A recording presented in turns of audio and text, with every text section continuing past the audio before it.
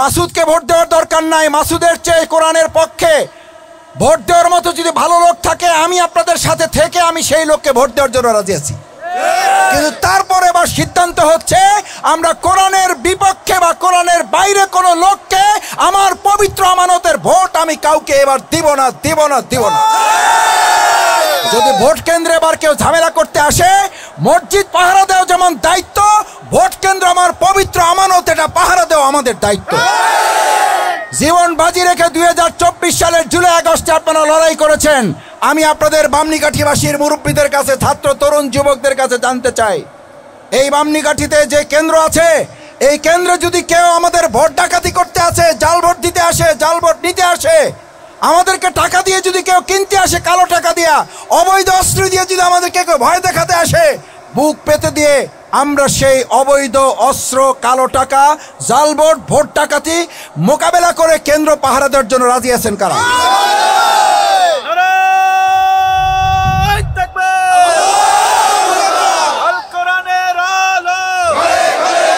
যে সম্মানিত ভাইয়েরা, এবার যদি ভোট ডাকাতি করতে হয় আমাদের বুকের উপর দিয়ে যাইতে হবে।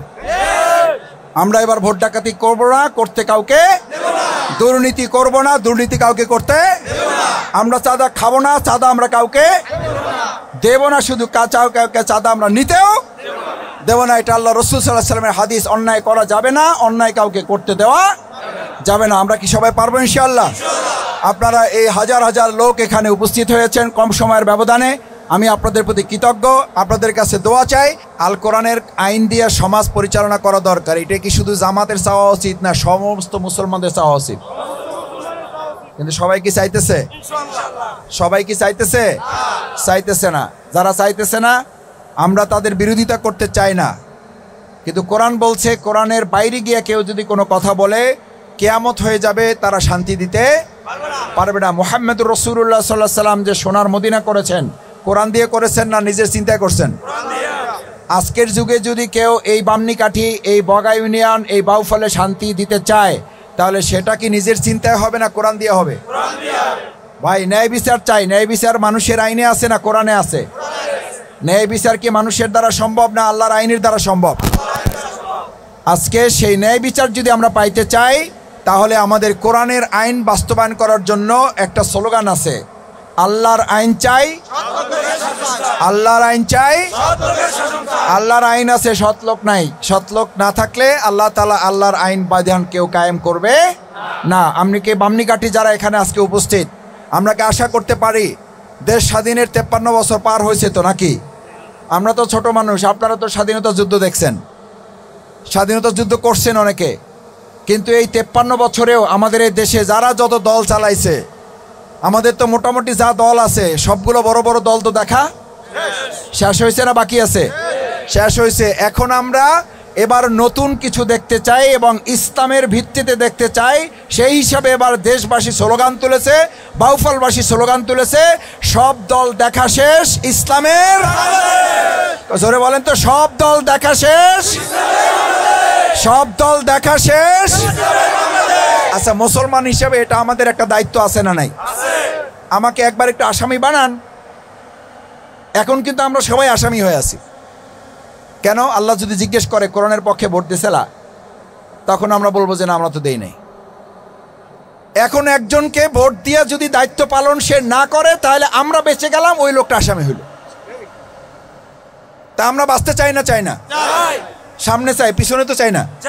পিছনের ভাইরা চান, ডান পাশে ভাইরা চান না, বাম পাশে ভাইরা তো চাচ্ছেন না। দেখি সবাই মিলে একবার চাই, আমরা সবাই মিলে আমরা চাই ইনশাআল্লাহ। আল্লাহ, আপনি আমাদের বাউফলটাকে ইসলামের জন্য কবুল করেন। আল্লাহ, আপনি আমাদের বাউফলটাকে ন্যায়ের জন্য কবুল করেন, ইনসাফের জন্য কবুল করেন, সুবিচারের জন্য কবুল করেন। আমাদের রাস্তা যেন আমরা ঠিক করতে পারি, সেটার জন্য একজন সৎ, যোগ্য, দক্ষ নেতা আপনি কবুল করেন।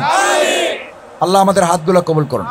ভাইয়েরা, রাস্তার জন্য অনেকে বলেছেন, আমি তো রাস্তা, আপনারা হাঁটেন আর আমি মাঝে মধ্যে আসতে গিয়ে দেখলাম যে গাড়ি চলা তো পরে, মোটরসাইকেল তো পরে, মানুষ হাঁটাই কঠিন। কারণ বিগত 15 বছরে যারা ছিলেন তারা রাস্তার দিকে না তাকাইয়ে তারা তাদের শুধু ঘরবাড়ি বানাইছে, রাস্তা বানায় নাই। তারা বানাইছে কি? একতলারে দোতলা বানাইছে, দোতলারে 10 তলা বানাইছে না বানায় নাই?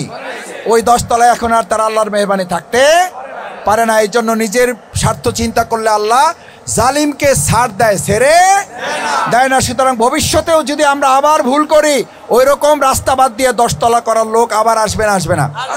আমরা কি 10 তলা করা লোক চাই না রাস্তা করা লোক চাই? আমরা কি 10 তলার লোক চাই না রাস্তা করা লোক চাই? আমরা কি 10 তলা করা লোক চাই না মসজিদ করা লোক চাই?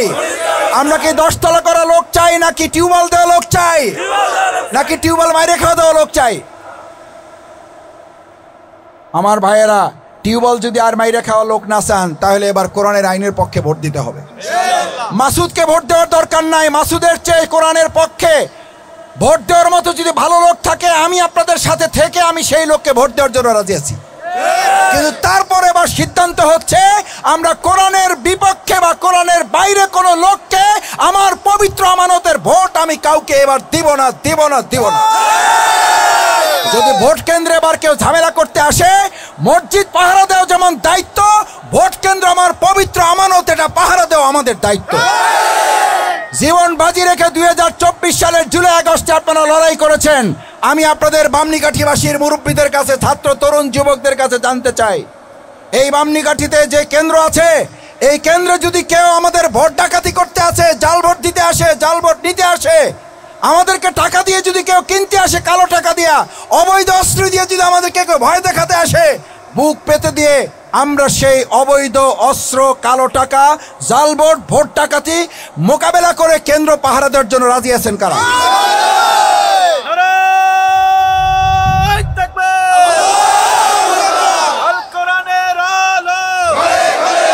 যে সম্মানিত ভাইয়েরা, এবার যদি ভোট ডাকাতি করতে হয়, আমাদের বুকের উপর দিয়ে যাইতে হবে।